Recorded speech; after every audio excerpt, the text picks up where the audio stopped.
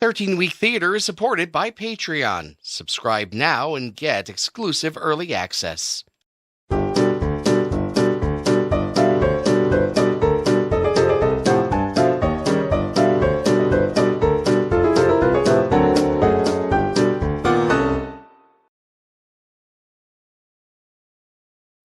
In 2004, the BBC broadcast the two-part movie Space Odyssey: Voyage to the Planets, which imagined a multinational manned mission to most of the planets in our solar system.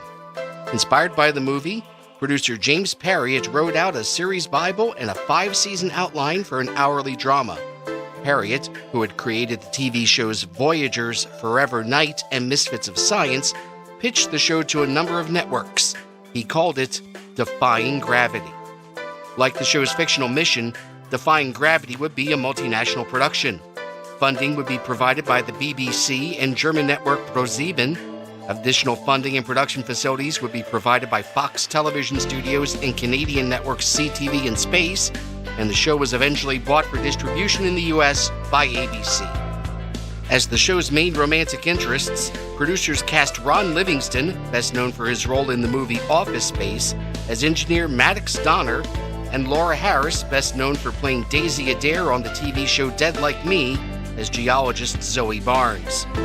Joining them were Yael Padel as Israeli Dr. Ephraim Mintz, Christina Cox as biologist Jen Crane, Florentine Lame as pilot Nadia Schilling, Paula Garces as specialist Paula Morales, Malik Yoba as mission commander Ted Shaw, and Dylan Taylor as... Why are you doing your happy just because I'm happy? Because I know I'm on the ship. You don't. I know I'm on the ship. You don't. I know I'm on the ship. And you don't because... Well, as Steve Wassenfelder. The show's premise took place 10 years after a disastrous Mars mission where Donner was forced to leave 2 crew members behind, a decision which haunted him from that moment onward. An ambitious mission is being planned to not only return to Mars, but to take advantage of a planetary alignment to also visit Venus, Mercury, moons of Jupiter and Saturn, and Pluto. Or at least, that's what the crew and the public were told.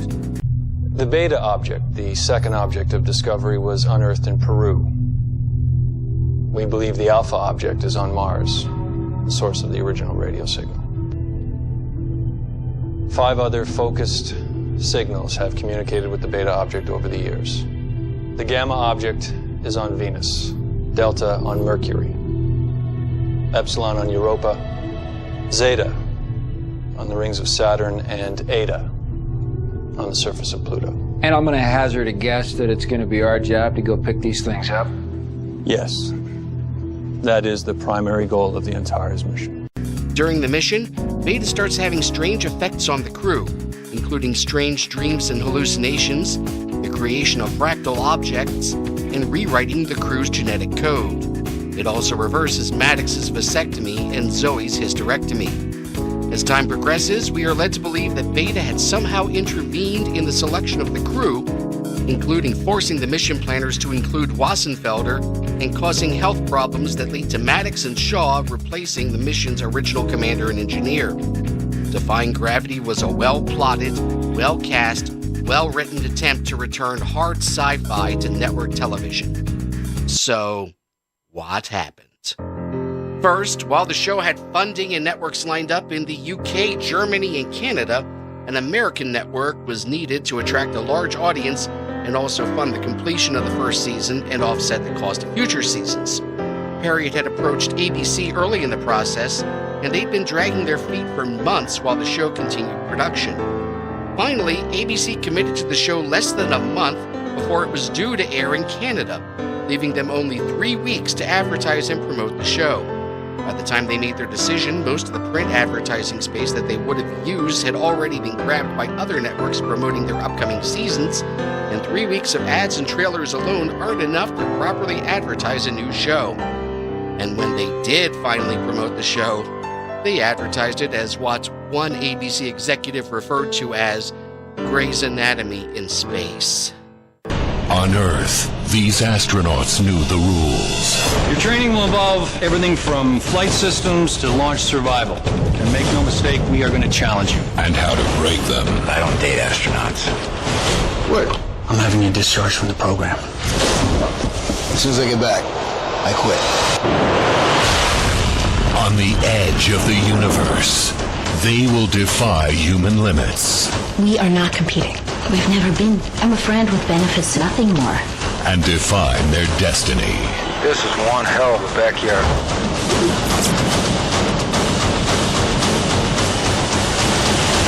ABC's Defying Gravity, the 2-hour series premiere. How many of them do you think would have gone if we told them?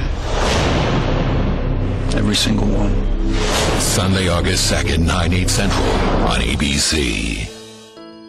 Hard sci-fi fans were put off by the comparison to ABC's primetime soap and were afraid that the show would just be another rom-drom with sci-fi trappings, with characters hopping from one sleeping pod to another and romantic intrigue taking up the storylines. At the same time, people who had tuned in expecting Grey's Anatomy in space were a little disappointed with the distinct lack of sex on the actual show and its emphasis on hard sci-fi. They're called halos, like what angels wear. Stupid acronym. Halo? Hormone-activated libido oppressors. First used in prison systems to curb the appetites of sexual offenders. We're using them now for extended missions. Which we want to do because?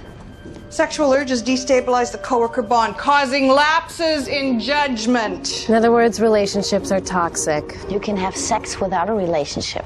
Yeah, but we'd prefer you had neither. Ratings were sluggish, and after 8 episodes it aired, ABC pulled the plug. Oddly enough, they decided to cancel the show the week before the episode where Beta was finally revealed and the show's actual premise was explained. That episode did air in Canada on CTV, but the following week, CTV suddenly pulled Defying Gravity off their schedule. The final 4 episodes finally aired in Canada on the Space cable network and were made available in the US on iTunes.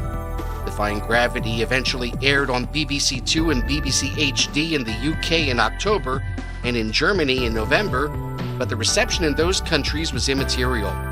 With no North American broadcast networks on board, the producers couldn't afford a second season, and the cast was released from their contracts and the sets destroyed the same week that the show debuted on the BBC. Shortly after the show was finally canceled, James Parriott gave an interview where he revealed exactly what would have happened if the show had continued for the full 5 seasons he had planned. Among the changes would have been some characters being killed off on Mars and replaced by other crew members sent up from Earth, the revelation of Nadia having been born a hermaphrodite and Beta slowly changing her into the male she could have been, and after Wassenfelder finally solves the final puzzle in the orbit of Pluto, time and space themselves would have been rewritten and the ship would have returned home, suddenly containing an entirely different crew and welcomed by the original crew, whose lives would have gone down drastically different paths. With those revelations, maybe it's for the best that we ended up with 13 solid episodes of an unfinished story instead of one more disappointing finale to a long-running series.